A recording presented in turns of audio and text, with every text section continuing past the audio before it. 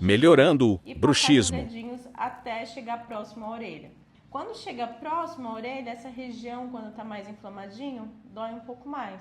Agora, com a mão em gancho, você vai pedir pro seu amigo fazer rotações nessa região aqui, ó. Bem onde tem esse ossinho. Tem algumas regiões que vocês podem sentir tipo uma tensão muscular, que é o caso aqui desse lado esquerdo. Consegue sentir?